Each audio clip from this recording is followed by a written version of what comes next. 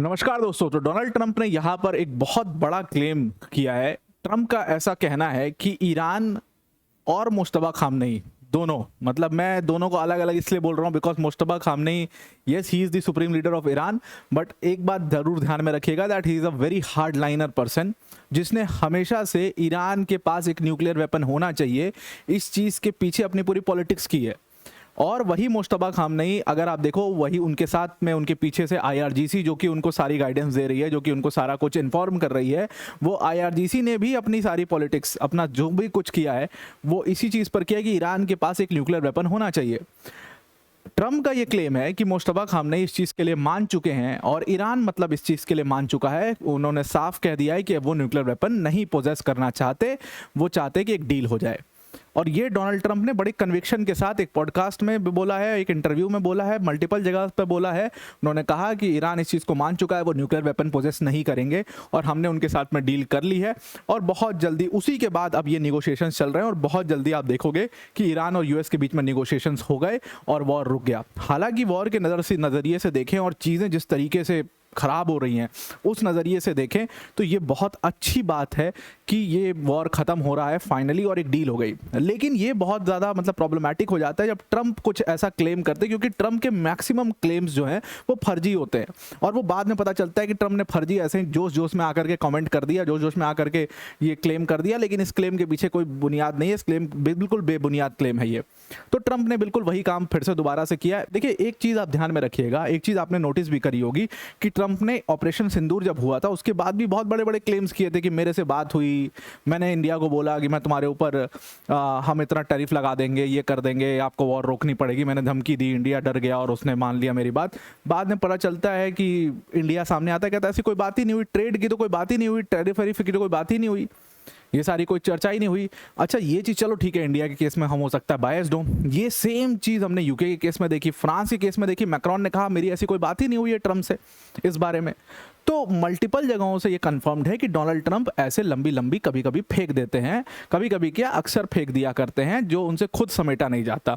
तो वही क्लेम उन्होंने उसी तरीके का एक क्लेम फिर से दोबारा से कर दिया और क्योंकि इतना बड़ा क्लेम किया तो इसको देखना बहुत जरूरी है। डिटेल में इसको देखते हैं ट्रंप ने एग्जैक्टली क्या बोला है and why it is so important. पर वीडियो में आगे जाने से पहले एक बड़ी अनाउंसमेंट अनअकैडमी टीम की तरफ से कि अगर आप यूपीएससी सीएससी की प्रिपरेशन कर रहे हैं तो Unacademy is a one stop solution. और अनअकैडमी ने अपना फाउंडेशन कोर्स लॉन्च कर दिया यहाँ पर, जिसकी फीस सिर्फ और सिर्फ 17,999। ध्यान रखिएगा, ये आपको जो डिस्काउंट मिल रहा है ये कुछ ही टाइम पीरियड के लिए डिस्काउंट आपके पास रहेगा, उसके बाद ये डिस्काउंट खत्म हो जाएगा।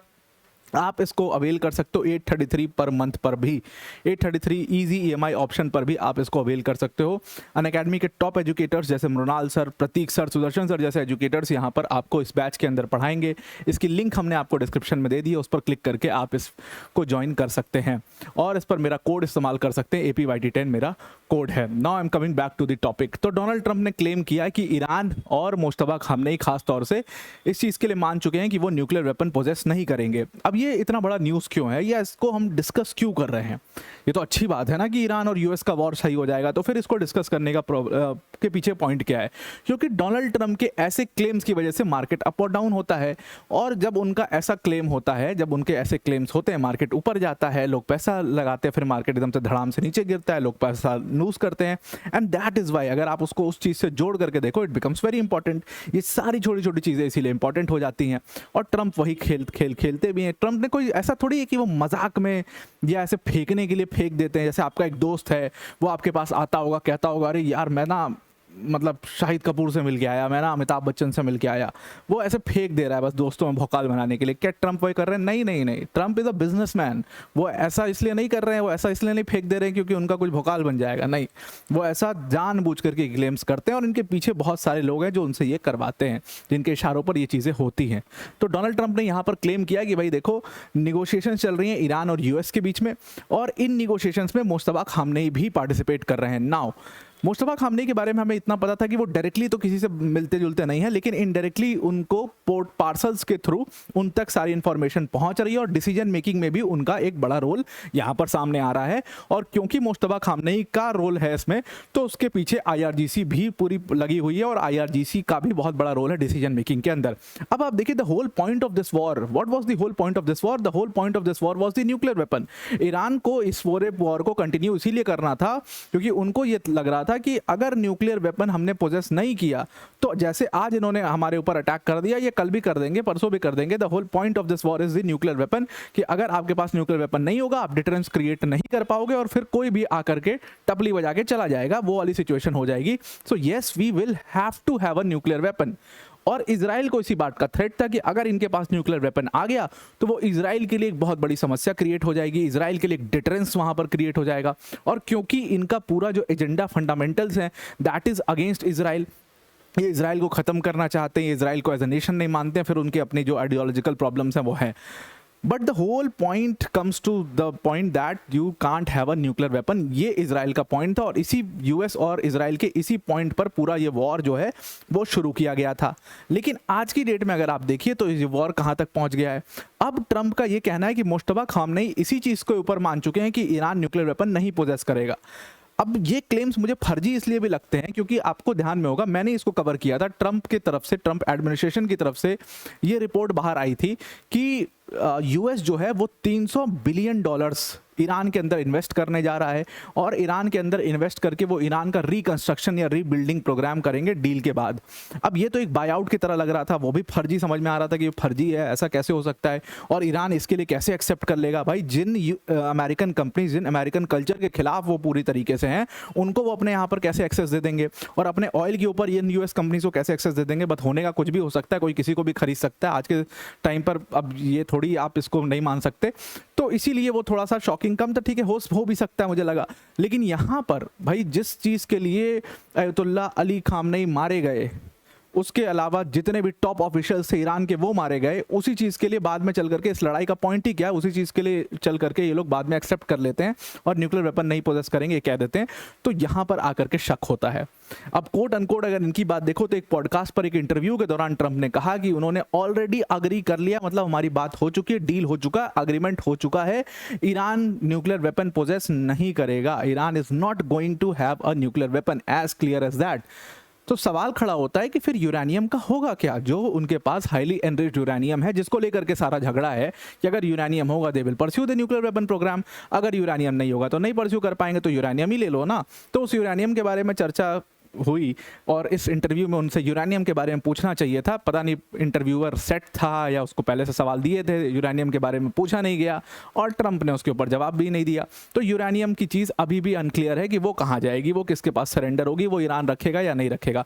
वैसे तो इस चीज़ पर भी यकीन करना थोड़ा सा मुश्किल नज़र आ रहा है। और उसके साथ साथ उन्होंने कहा कि भाई दोनों डिप्लोमेटिक लीडर्स के बीच में बातचीत भी चल रही है, मुस्तफा खामनेई भी इस पूरे एंगेजमेंट में साथ हैं, इस पूरे निगोशिएशंस में पार्टिसिपेट कर रहे हैं और ये दोनों देशों के लिए एक बहुत ही सिग्निफिकेंट एंगेजमेंट है जो इस समय पर हो रहा है।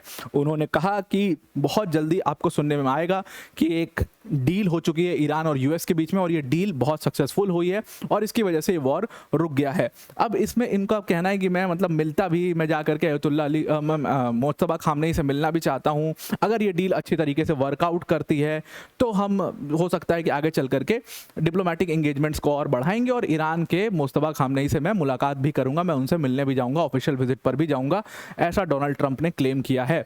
नाउ ये क्लेम अपने आप में बहुत शॉकिंग क्लेम्स हैं क्योंकि मुस्तफा खामनेई जिन्होंने पूरी तरीके से ट्रंप का हमेशा विरोध किया है, वो मुस्तफा खामनेई क्या ट्रंप से मुलाकात करेंगे, जिसकी वजह से उनका पूरा परिवार मारा गया, क्या वो उससे मिलेंगे और उससे वो न्यूक्लियर वेपन के ऊपर डील कर लेंगे? इट बिकम्स रियली शॉकिंग जब ट्रंप ऐसा क्लेम करते हैं। उन्होंने कहा कि बहुत तेज़ी से इवॉल्व हो रही है जो डेवलपमेंट्स हैं और वो डेवलपमेंट्स आप देखोगे कि बहुत जल्दी it will turn out into something good. और इसके साथ साथ उन्होंने कहा कि जो ऑयल प्राइसेस हैं, जो गैसोलीन प्राइसेस हैं वो काफ़ी बढ़ गए हैं। तो जैसे ही ये वॉर रुकेगी, जैसे ही हमारे बीच में एक डील होगी, ये ऑयल प्राइसेस और गैसोलीन प्राइसेस भी डाउन आ जाएंगे। अब देखिए ऑब्वियसली यार तुम्हारे वजह से तो ये ऑयल प्राइसेस, ये फ्यूल प्राइसेस और गैसोलीन प्राइसेस ऊपर गए हैं, वो डाउन आने भी चाहिए और आपको लाना भी चाहिए और आपको जल्दी से डील करनी भी चाहिए, वरना तुम्हारी खुद हालत ख़राब हो जाएगी तुम्हारे खुद के देश में। तो तुम ये डील जल्दी से कर लो। अब एक बहुत इस चीज़ के ऊपर उन्होंने क्लैरिटी दी, डोनाल्ड ट्रंप ने अपने ट्रुथ सोशल पर पोस्ट भी किया।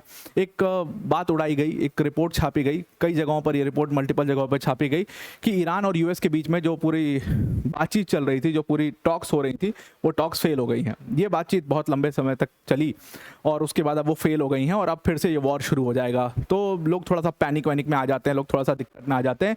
लेकिन ट्रंप ने उसके ऊपर क्लैरिटी दी। ट्रंप ने अपने ट्रुथ सोशल पर पोस्ट करके कहा कि जो बातचीत चल रही है यूएस और ईरान के बीच में, वो बातचीत अभी भी ऑनगोइंग है, बल्कि 3 days ago, 2 days ago, 1 day ago आज भी वो बातचीत हुई है और वो लगातार दोनों कंट्रीज के डिप्लोमेट्स जो हैं वो आपस में इंगेजमेंट कर रहे हैं, बातचीत चल रही है, निगोशिएशन चल रही है, वो रुकी नहीं है। और जो लोग भी ये खबर फैला रहे हैं वो फर्जी खबर है, वो एकदम एरोनियस है, उसके ऊपर ट्रस्ट करने की बात नहीं है।